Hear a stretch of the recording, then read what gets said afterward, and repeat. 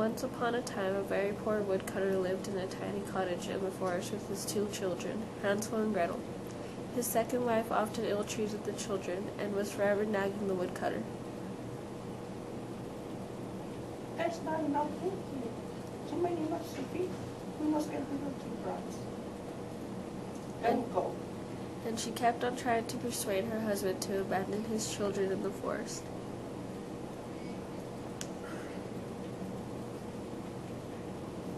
Here, walk, talk.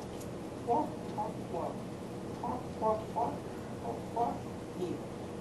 The downcast woodcutter didn't know what to do. Hansel, who one evening had overheard his parents' conversation, comforted Gretel. The forest is cold, and the forest is scary, but one we will find. Slipping out of the house, he filled his pockets with little white pebbles, then went back to bed.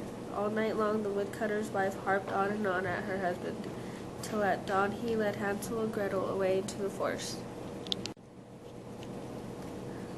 But as they went into the depths of the trees, Hansel dropped a little white pebble here and there on the mossy green ground.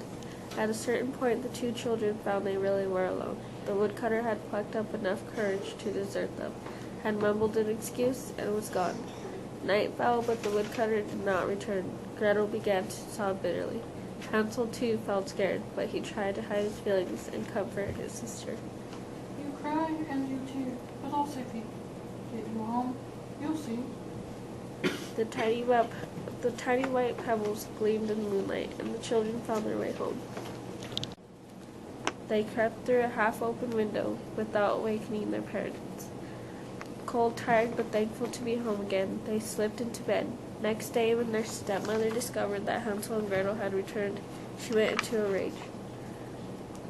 All night husband and wife quarreled, and when dawn came, the woodcutter led the children back out into the forest. Hansel walked through the trees. He left a trail of crumbs behind him to mark the way. But the little boy had forgotten about the hungry birds that lived in the forest. When they saw him, they flew along behind, and in no time at all had eaten all the crumbs. Again, with a lame excuse, the woodcutter left his 2 children by themselves. A trail just like the last.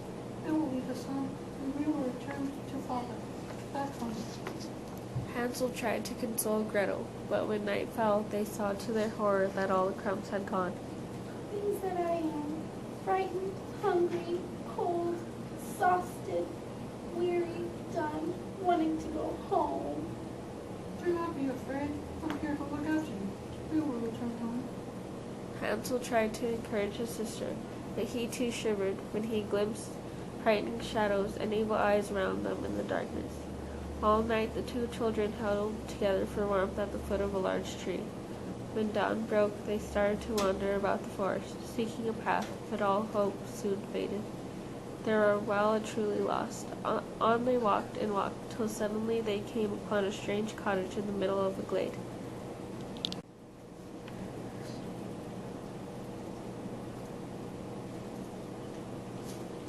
This is so sweet. Most perfect treat.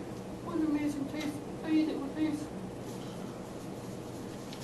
Icing, glaze, frosting, topping, sugar paste. Oh, how delicious this house does taste. Starving but delighted, the children began to eat pieces of candy broken off the cottage.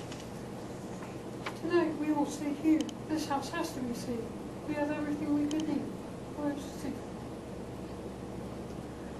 Once they're all busy with beer, to come inside, it's okay. With a sweet tooth like this, in such vibration you would not miss. Unluckily for Hansel and Gretel, however, the sugar candy cottage belonged to an old witch, her trap for catching unwary victims. The 2 children had come to a really nasty place. Boy, skinny and bony. I knew you would soon be. What's your trouble? As luck would have it, the witch had very bad eyesight, and when Gretel smeared butter on her glasses, she could see even less.